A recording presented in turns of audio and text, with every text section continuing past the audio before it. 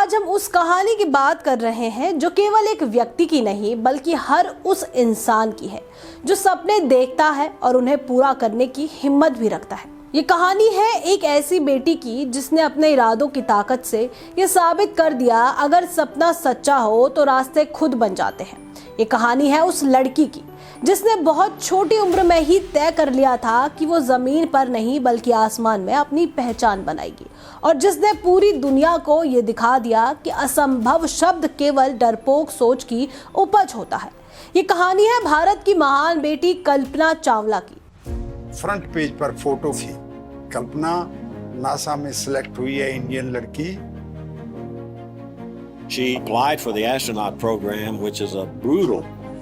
Kalpana Chawla was a really good fluid dynamicist.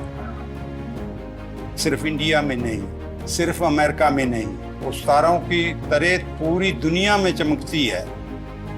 I think for me it was very far-fetched to think I'd get to fly on the space shuttle because I lived in India in a very small town and forget about space, I didn't even know if my folks were going to let me go to the engineering college, and that was the immediate goal, you know. Kalpana Chawla का जन्म 17 मार्च 1962 को हरियाणा के करनाल शहर में हुआ। उनके पिता श्री बनारसी लाल चावला और माता श्रीमती संजोयती देवी थी। वे 4 भाई बहनों में से सबसे छोटी थी और घर में भी सभी उन्हें प्यार से मोंटू कहकर बुलाते थे। एक साधारण से मध्यम वर्गीय परिवार में जन्मी कल्पना चावला बचपन से ही दूसरों से अलग थी। जहां आम बच्चे खेलकूद और खिलौनों में खुश रहते थे, वहीं कल्पना की नजरें अक्सर आसमान की ओर उठ जाती थी। उड़ते हुए जहाज, बादल और खुला आकाश उन्हें अपनी ओर खींचता था, मानो आसमान ही उनका असली घर हो। उनकी शुरुआती पढ़ाई टैगोर बाल निकेतन स्कूल करनाल से हुई। पढ़ाई में वे तेज थी, लेकिन उनके सपने किताबों तक सीमित नहीं थे। 8वीं कक्षा में ही उन्होंने ये कह दिया था कि वे इंजीनियर बनना चाहती है। उस समय ये बात कई लोगों को अजीब लगी, लेकिन उनकी मां ने बेटी की भावना को समझा और बिना किसी डर या संकोच के उनका साथ दिया। पिता चाहते थे कि बेटी डॉक्टर या शिक्षिका बने, क्योंकि उस दौर में लड़कियों के सपने अक्सर यही तक देखे जाते थे। लेकिन सच्चाई ये थी कि जहां पिता के सपने जमीन से जुड़े हुए थे, वहीं कल्पना चावला के सपने आसमान से भी ऊपर उड़ रहे थे।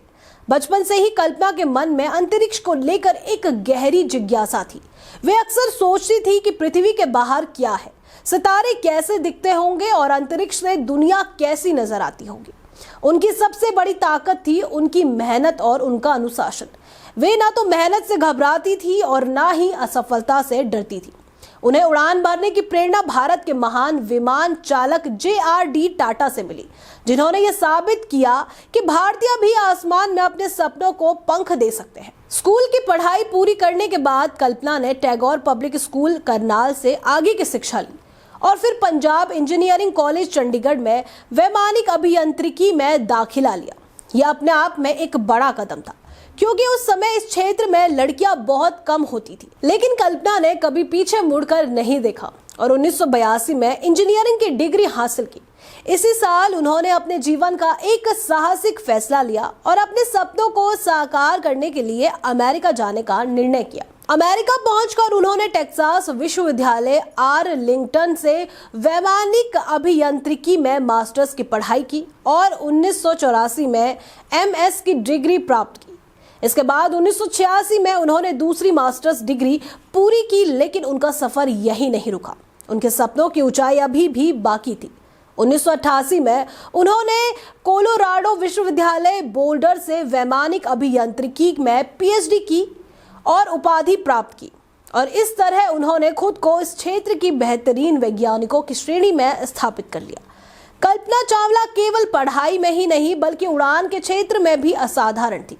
उन्हें हवाई जहाज, ग्लाइडर और व्यावसायिक विमानों को उड़ाने का विशेष प्रशिक्षण प्राप्त था। वे एक प्रमाणित उड़ान प्रशिक्षक थी और उनके पास एकल और बहु इंजन विमानों को उड़ाने के व्यावसायिक लाइसेंस थे। ये सब उन्हें अंतरिक्ष यात्री बनाने की दिशा में और मजबूत बनाता चला गया। अंतरिक्ष यात्री बनने से पहले कल्पना चावला नासा की एक प्रतिष्ठित वैज्ञानिक के रूप में कार्य कर रही थी। 1988 के अंत में उन्होंने नासा के एम्स रिसर्च सेंटर के लिए काम करना शुरू किया, जहां वे ओवरसैट मेथड्स इंक कंपनी में उपाध्यक्ष के पद पर थी। इस दौरान उन्होंने VSTOL विमानों से जुड़ी कंप्यूटेशनल फ्लूइड डायनामिक्स पर महत्वपूर्ण शोध किया, जिसने उन्हें नासा के वैज्ञानिक समुदाय में एक अलग पहचान दिलाई। मार्च 1995 में कल्पना चावला को नासा के अंतरिक्ष यात्री दल में शामिल किया गया और यह उनके जीवन का एक ऐतिहासिक मोड़ था। 1997 में उन्हें पहली बार अंतरिक्ष यात्री के लिए चुना गया और 19 नवंबर 1997 को अंतरिक्ष शटल कोलंबिया, जिसे STS-87 कहा जाता है, अंतरिक्ष के लिए रवाना हुआ।